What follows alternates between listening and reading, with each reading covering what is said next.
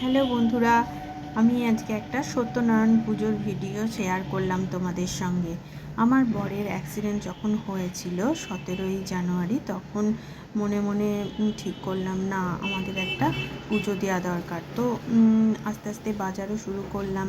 অনেক একটা পুজো মানে কত কিছু বাজার, তোমরা তো জানোই ভালো করে, যারা পুজো দেয় আর তারা সকলেই ভালো করে জানে। আর বাড়ির মেন যে গার্জেন, সেই তো অসুস্থ হয়ে পড়েছে, তাহলে বাজারটা আমাকেই করতে হবে।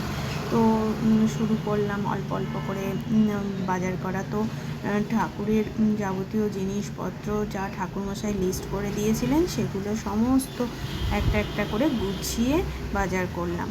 তারপরে বরের যেদিন হাসপাতাল থেকে ছুটি দিল, ওকে বাড়িতে রেখে তারপরে ঠাকুরমশাই যে যা যা বলেছে সেই রকম অনুযায়ী সব একটা একটা করে জোগাড় করলাম।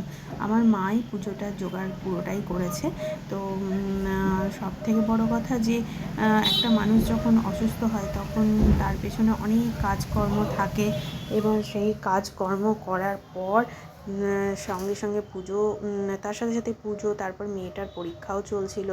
সেই সমস্ত রকম জোগাড় করে তারপরে আর ভিডিওটা আমার করা হচ্ছিল না। করব ভাবছিলাম, পুজোটা অনেক দিন আগেই হয়েছে পূর্ণিমা তিথিতে, কিন্তু আমার ভিডিওটা না তোমাদের সঙ্গে শেয়ার করাই হচ্ছিল না। তো আজকে ভাবলাম শেয়ার করেই ফেলি, কারণ অনেক দিন ধরেই ভিডিওটা করে রেখেছি। কারণ 1 ফেব্রুয়ারি একটা পূর্ণিমা ছিল, মাঘী পূর্ণিমাতে এই পুজোটা আমি করেছিলাম। তো ভিডিওটা সেই থেকেই করা হয়েছিল, কিন্তু আমার শেয়ার করা হয়নি। আর আমি নারকেল ভাঙতে পারি না, ঠাকুরমশাই ভাঙছিল, আর আমার কাছে কোনো দা ছিল না যে নারকেলটা ভাঙবো। তো ঠাকুরমশাই হাসছিল। তো আমরা বটির পাট দিয়ে ভাঙার চেষ্টা করলাম। মার্বেলের মেঝেতে ঠোকাও দিতে পারছি না, কারণ মেঝেটা ভেঙে যাবে বলে। তো বটিটা দিয়েই চেষ্টা করছি। তো আর দেখলাম শেষে, আর সবথেকে বড় কথা একটা টিপস জানতে পারলাম, ঠাকুরমশাই আমাদের যেটা জানালো যে নারকেল 1 ঘন্টা যদি বাটিতে ডুবন্ত জলে ভিজিয়ে রাখা যায়, তাহলে নারকেলটা সমানে সমানে ভাঙা যায়। এটা আমি জানতাম না, ঠাকুরমশাইয়ের কাছেই জানলাম। তো যখন ভাঙতে শুরু করলাম, ঠাকুরমশাই যখন ভাঙতে শুরু করলো, নারকেলটা সমানে সমানেই ভাঙা হলো। তো ভালোই লাগলো। আস্তে আস্তে সব পুজোর আয়োজনও হয়ে গেল। সমস্ত রকম আয়োজন করার পরে আমরা বাড়ির মঙ্গল কামনায়, বরের মঙ্গল কামনায় একটা পুজো দিয়েই ফেললাম। তো আমাদের মেয়ে কাঁসর ঘণ্টা বাজাচ্ছে, আর সামনে ওর যেহেতু অ্যালার্জি আছে, মুখে মাস্ক নিয়েছে, কারণ ও ধূপকাঠির গন্ধ বা ধূপের গন্ধ নিতে পারে না, কাশি শুরু হয়ে যায়। তো সেখানে মেয়ে বাইরেই বসে আছে, আর আমার হাজব্যান্ড তো বাইরে ডাইনিংয়ে খাটে আছে। ও তো নামতে পারবে না, যেহেতু পায়ে আঘাতে ও খাটেই আছে। আর আমার মেয়ে পাশে বসে আছে, আর আমরা এদিকে আছি। তো এই সমস্ত রকম পুজোর আয়োজন করেছিলাম, কিন্তু তোমাদের সঙ্গে ভিডিওটা শেয়ার করা হয়নি বলে আজকে ভাবলাম না করেই ফেলি।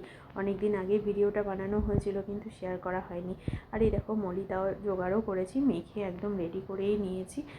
অনেকে আবার মলিতা মাখে না, তো আমরা মেখেই দিয়েছি, যাতে ঠাকুরমশাই তাড়াতাড়ি পুজোর জোগাড়টা হয়ে যায়। ঠাকুরমশাই আস্তে আস্তে মোটামুটি সবই হয়েছিল, যেটুকু দরকার সেটুকু ঠাকুরমশাই করে নিয়েছে। আমরা এই ভেবে করলাম যে না, বাড়ির একটা মঙ্গল কামনা দরকার। তো সত্যনারায়ণ পুজোটা দিয়েই ফেললাম। তো বর সুস্থ হলে আবার একটা পুজোর আয়োজন করব। তো যজ্ঞটাও করেছি, একটা যজ্ঞ করলে নাকি শান্তি হয় ঘরে, তো যজ্ঞের ব্যবস্থা করলাম। সমস্ত রকম ভিডিওটা তোমাদের সঙ্গে শেয়ার করছি, কারণ দেখো যতই হোক, আর আমি যেটুকু ভিডিও করি তোমাদের সঙ্গে, তোমাদের শেয়ার না করলে মনটা ভালো লাগে না।